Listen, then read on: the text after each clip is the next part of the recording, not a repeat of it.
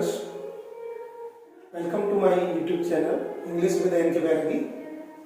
पिछली कक्षा में हमने प्रेजेंट कंटिन्यूअस टेंस की पहचान, हिंदी पहचान और इंग्लिश पहचान के बारे में अध्ययन किया और साथ ही हमने प्रेजेंट कंटिन्यूअस टेंस में यूज होने वाले एडवर्ब्स या एडवर्बियल फ्रेज ऑफ टाइम का अध्ययन किया।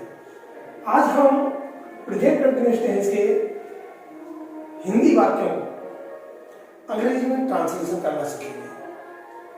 तो पहले की तरह ही मैंने 3 सेंटेंस लिए हैं, जिनमें एक अफर्मेटिव सेंटेंस है, दूसरा नेगेटिव है, तीसरा मैंने इंट्रोगेटिव और इंट्रोगेटिव नेगेटिव को एक ही कर दिया है। नेगेटिव को मैंने कोष्टक में डाल दिया है और यहाँ मैंने नहीं को कोष्टक में डाल दिया है। यदि नहीं होगा तो केवल इंट्रोगेटिव कहलाएगा और यदि नहीं को शामिल कर लेंगे तो वो इंट्रोगेटिव नेगेटिव कहलाएगा। तो हमने जाना कि प्रेजेंट कंटिन्यूअस टेंस के अंदर इजेमार प्लस वर्ब की आईएनजी वाली फॉर्म, जिसे fourth form of the verb या प्रेजेंट पार्टिसिपल फॉर्म भी कहते हैं, यूज किया जाता है।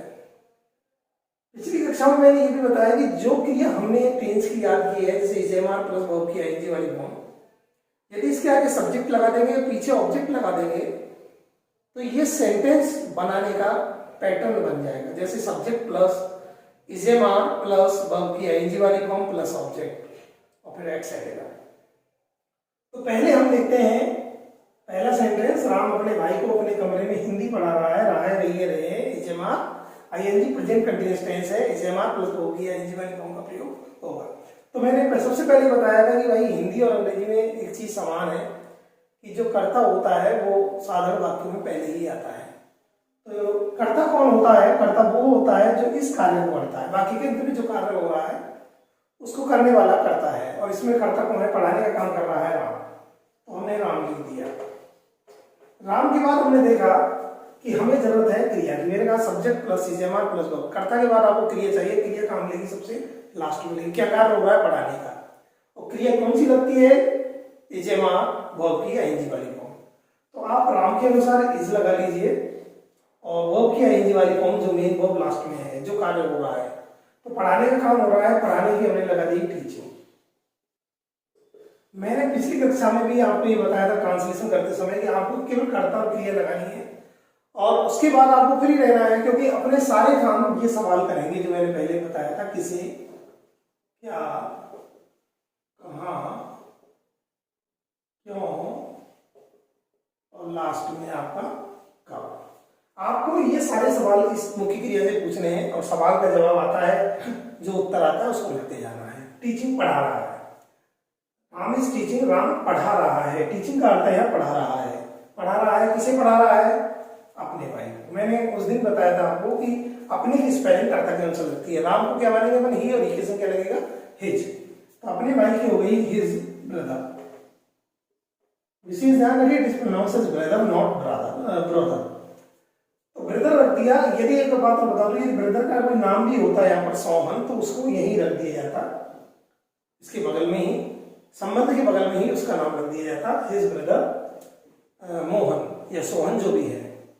पहला प्रश्न पूछा किसे पढ़ा रहा है, तो जवाब आया अपने भाई को। दूसरा हमने प्रश्न पूछा क्या पढ़ा रहा है, तो जवाब आ रहा हिंदी पढ़ा रहा है। हमने हिंदी लगा दिया। तीसरा प्रश्न हमने फिर पूछा कहाँ पढ़ा रहा है? अपने कमरे में। ये फ्रेज है, पूरी प्रेपोजिशन फ्रेज है, आप इनको पहले लाइए। प्रेपोजिशन से शुरू हो रही है। एक्चुअल में काम तो ये एडवर्ब का फ्रेज का कर रही है, क्योंकि स्थान बताने का कार्य कर रही है। अपने कमरे में, इन।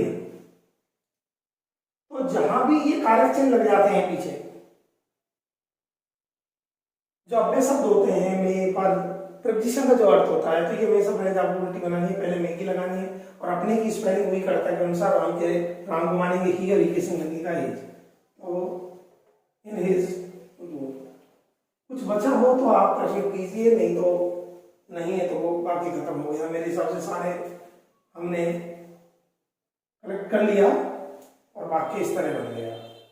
अगला प्रश्न मोहन, अगला जो हमारा सेंटेंस है वो है मोहन के पिताजी अपना भोजन नहीं खा रहे हैं।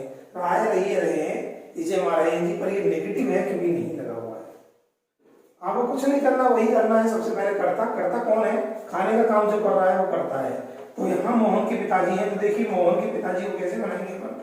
ये मोहन अपस्ट्रोफी, किसी भी नाम व्यक्ति का जब अपन को संबंध बताना हो तो अपस्ट्रोफी एस का प्रयोग किया जाता है, जो काकी के अर्थ में लगता है।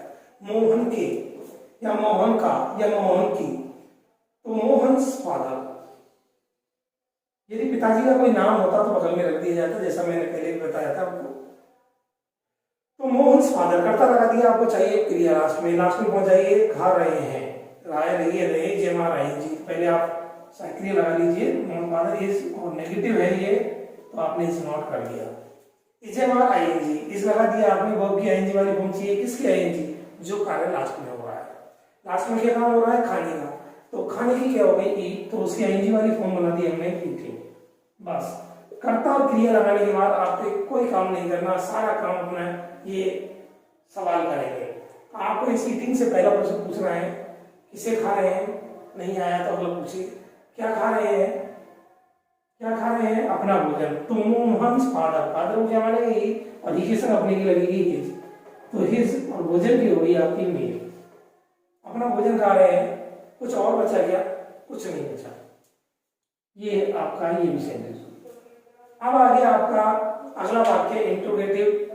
यदि नहीं को शामिल कर लेते हैं तो इंट्रोगेटिव नेगेटिव है, कोई फर्क नहीं पड़ता, और नहीं को शामिल नहीं करेंगे तो ये केवल इंट्रोगेटिव है, अर्थात प्रश्नवाचक। प्रश्नवाचक वाक्यों में मैंने पहले बताया कि जो ये क्या आता है, जिसका उत्तर यस और नो टाइप, मतलब ये कहने का मतलब है कि जहां क्या आता है उसका उत्तर यदि यस और नो में आ रहा है, हाँ या ना में आ रहा है, तो इस क्या का जो ट्रांसलेशन करेंगे तो उसी टेंस की, जिस टेंस में वाक्य उस टेंस की सहायक क्रिया को कर्ता से पहले रख दिया जाएगा। इसके लिए कोई वॉट का प्रयोग नहीं किया जाएगा। यदि क्या का जवाब का उत्तर यस और नो या हाँ या ना में आ रहा है तो केवल क्या के लिए उस टेंस की, जिस टेंस में वो वाक्य दिया गया है, उस टेंस की सहायक क्रिया को ही कर्ता से पहले रखना है और कुछ नहीं करना। कर्ता कौन है यहाँ? वह लिख रहा है, ही है। और आपने क्या किया?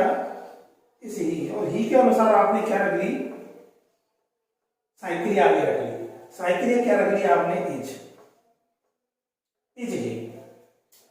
इज ही आपने रख दिया। उसके बाद देखिए आप सहायक क्रिया पहले रख दी है। अब नंबर है आपका, यदि नेगेटिव है तो आप नॉट यहां रखोगे, नॉट रख दिया। उसके बाद आपको सिर्फ अंतर यह है कि आपने इस इज को आगे रखा है। आप देखिए अभी तक लिख रहे थे आप ही इज नॉट, अब लिख रहे हो इज ही नॉट। अब आपके नंबर है मुख्य क्रिया का जो सबसे लास्ट में मिलेगी। लास्ट में क्या काम हो रहा है? लिखने का। लिखने की आपने लिख दिया राइटिंग, और क्रिया लगाने के बाद आपको कुछ नहीं करना, सारे काम हमारे प्रश्न करेंगे। तो राइटिंग लिख रहा है, किसे लिख रहा है? अपने पिता। अपनी की स्पेलिंग करता है कौन सा? लिखे संग हिज फादर। यदि पिताजी का नाम होगा तो बगल में रख दिया जाएगा। अगला देखिए क्या लिख रहा है? ए लेटर, एक पत्र लिख रहा है। कुछ और है क्या? कहां लिख रहा है? कुछ नहीं है, बचा ही नहीं। आप लास्ट में क्वेश्चन मार्क लगा देंगे। तो आपने देखा बहुत आसानी से ये सेंटेंस बन गया। यदि इस नॉट को हटा देते इंट्रोगेटिव है, नॉट को लगा देंगे तो इंट्रोगेटिव नेगेटिव है। तो आज की कक्षा में हमने प्रेजेंट कंटिन्यूअस टेंस के हिंदी वाक्यों को अंग्रेजी में ट्रांसलेशन करना सीखा।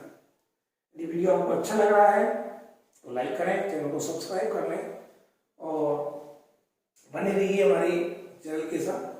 आज के लिए इतना ही।